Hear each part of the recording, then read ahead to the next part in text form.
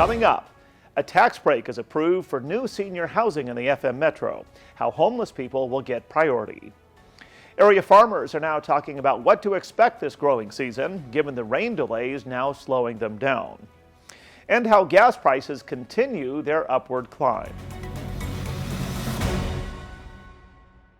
Hello and welcome to the Nightly Review. I'm Tom Tucker.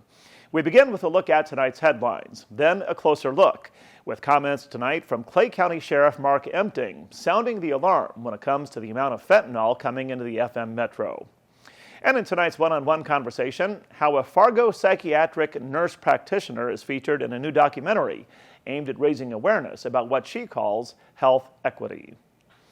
But first tonight, a juvenile is in jail and Fargo police are looking for two others who fled the scene after crashing a stolen car. Officers were called to the 1100 block of 4th Avenue South around 9:30 last night and spotted the trio taking off on foot. One young man was caught and charged with refusal to halt and is choosing not to cooperate with the police investigation at this time. A Fargo motel room is seriously damaged after a mattress and bedding fire. Crews responded last night to the Motel 6 and the 1200 block of 36th Street South. The building was evacuated while firefighters worked to put out the flames. No one was in the room at the time of the fire, and the cause is under investigation. The West Fargo Fire Department was called to a house fire around 12:30 this afternoon. It happened at 503 1st Avenue Northwest. We're told firefighters quickly put out the blaze. No one was home at the time. However, a dog was in the house and was not harmed. Firefighters believe the fire was caused by heat lamps for turtles. Unfortunately, the turtles did not survive. Flooding concerns continue along the Red River in Grand Forks and Fargo, with rain expected to fall at various times throughout the weekend. In Grand Forks Wednesday, the river crested at just below major flood stage at 46 feet. There are flood warnings in effect now along the river, and flood watches in surrounding counties continue into Sunday morning. The Moorhead City Council has approved a property tax exemption for a new apartment building. We're told the apartments will prioritize housing for senior citizens facing homelessness and people with disabilities. The tax break will be in place for 2 years, but council members Dahlquist and Lindas suggest the city should extend tax breaks to 4 years, as some multifamily housing developments have received longer tax exemptions in the past. The development of new CO2 storage facilities in North Dakota is now on the fast track because of an agreement signed Thursday between Minnkota Power Cooperative and Summit Carbon Solutions. Mac McLennan, Minnkota president and CEO, explains the benefits to both organizations. A couple of reasons. One is we think it more efficiently uses the assets called storage that we have here in North Dakota. And secondly, it helps both of us from an economic perspective be able to work together. These are not obviously inexpensive projects, and so to the extent that we can work together, we're all better. McLennan says work on the project in Center, North Dakota begins immediately. The Summit project involves capturing emissions from several ethanol plants in Iowa, Minnesota, Nebraska, and the Dakotas. Meanwhile, farmers in North Dakota say they're optimistic despite being slowed by wet weather. Wet field conditions are delaying planting for another week or two. Farmers say the moisture is much needed after last year's extreme drought. Many farmers say this could be a good year for crops. North Dakota drivers are paying a couple cents more for a gallon of regular gas compared to a week ago. AAA says the price of regular gas is now $3.92. The national average today is $4.15. The price at the pump in Bismarck is $3.96, in Minot it's $3.91, and Grand Forks $3.89. And in Fargo, it's $3.88 per gallon. South Dakota Governor Kristi Noem is joining 7 other Midwestern governors requesting waivers to sell gas with 15% ethanol year-round. The governor said in a letter to President Biden this week the move would benefit air quality by reducing carbon monoxide, nitrogen, and volatile organic compound emissions. E15 is banned in several states over the summer months because it's believed to contribute to smog during warmer conditions. The future of the South Dakota Attorney General race is uncertain following the impeachment of Jason Ravnsborg. Ravnsborg is working behind the scenes to gather delegate support ahead of the GOP convention. Former 3-term Attorney General Marty Jackley is back in the Republican race and is backed by Governor Noem. In a closer look tonight, Clay County Sheriff Mark Empting is sounding the alarm about increased trafficking of illicit narcotics in the FM area, especially fentanyl. Empting says rapid growth in Clay and Cass counties brings with it more drugs. Being a larger metro community, we're starting to see some of those larger metro community problems, and this is definitely one of them. And Empting told the Chris Berg Show on AM 1100 The Flag 3 drug busts have taken place in Clay County in the last month in which fentanyl has been recovered. Empting says his investigators have been working daily in an effort to investigate the trafficking operations. He also says this could be just the tip of the iceberg when it comes to cleaning up Clay County. The amount of fentanyl arrests that we're seeing right now, and we have some serious concerns for our community and the safety of our community. So we're going to do whatever we can to investigate these crimes and make sure that the people that are, dealing in this and distributing this in our community is going to be in jail for it. Sheriff Empting says most of the illegal drugs have been coming from the Twin Cities area and says he and his department will do everything they can to get them off the street.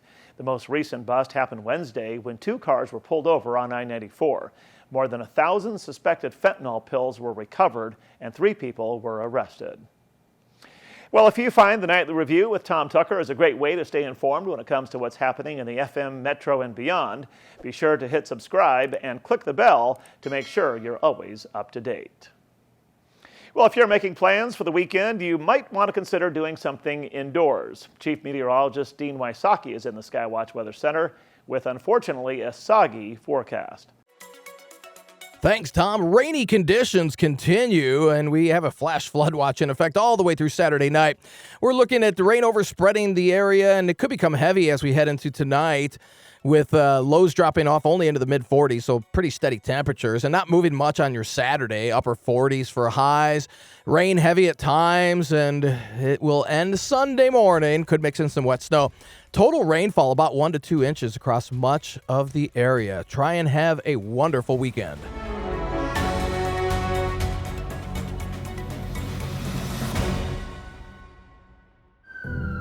It could happen to you or someone you love.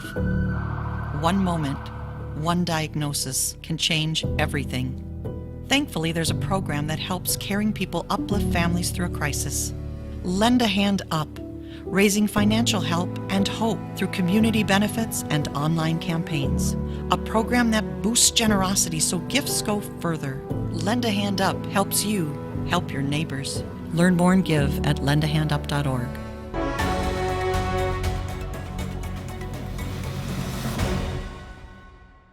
Welcome back to the Nightly Review.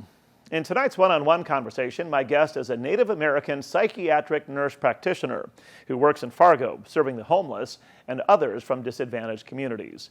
Wendy Fear and the work she does is featured in the just-released documentary, Who Cares? A Nurse's Fight for Equity. Take a look. She is going to have vulnerable conversations with people in a way that makes them feel like they're cared for. I always say it's the essence of Whitney. You have to just understand how really good she is. Asking people how they want their care and what they think is possible, because that is communicative of respect rather than compliance. Whitney Fear is a member of the Oglala Dakota Nation and grew up on a reservation in South Dakota, giving her firsthand experience of what it's like to not have access to adequate health care. I asked her first to tell us what the film is about. It's about, things that can help create equity for healthcare in the United States as a whole. And really driving home the point of equity versus equality. Equality is giving everybody the same things, right? Equity is giving people what they need. What is it that you hope viewers take away from the documentary? What I'm hoping for to come from it are a few things. One, reinforcing the need for diversification of the nursing workforce. I mean, that applies to all healthcare occupations, but I feel most compelled to speak from my point of view as a nurse. That it's like less than 1% of nurses are Native American, but we have some of the most dire health outcomes of Americans. So that we're overrepresented in poor health outcomes, underrepresented in the nursing workforce, and that's a problem. Because that same underrepresentation occurs with pretty much all other health occupations too, physicians, respiratory therapists, all of that.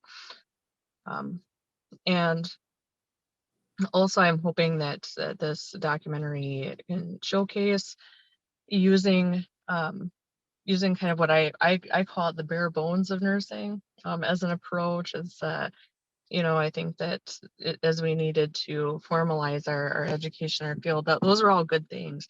But I think that sometimes some stuff that gets lost are kind of the basics that Florence Nightingale had kind of, laid the groundwork of when she first founded our field. And some of those things for, being patient with people, understanding that when we encounter them, they're sick, they don't feel their best, all of that, not taking that personally or getting upset about it.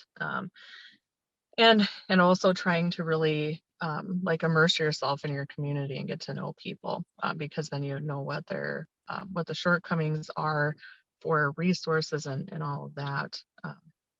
And so I'm really hoping for that, and also hoping for nurses to see, that also the difference between saviorism and empowering people who come from marginalized populations. You say one concern that you had with doing a documentary was having the film craft a message that you didn't want to send. I had shared with them I had some, specific kind of things that I wanted to avoid with a documentary, and that, kind of the primary one would be kind of creating, some kind of, I don't know, like kind of pitiful story, that isn't going to go anywhere. I think that sometimes documentaries can end up like that, or telling stories can end up like that. And I'm mindful of that because where I grew up at on the Pine Ridge Reservation, there's a lot of that happened. And it's not really meaningful. It doesn't really create anything other than a way for people to feel a little bit less guilty for a little while by having see, we had talked about how terrible it is there, but there wasn't really anything that effective that came out of it. I'd like to thank nurse practitioner Whitney Fear for joining me for tonight's one-on-one conversation. You can find the documentary on YouTube. Again, the title is Who Cares? A Nurse's Fight for Equity. You can also find the link by checking out the story online at WDAYradionow.com. Well, that will do it for this Friday night, April 29th, 2022. I'm Tom Tucker. Thanks for watching the Nightly Review. Have a great weekend.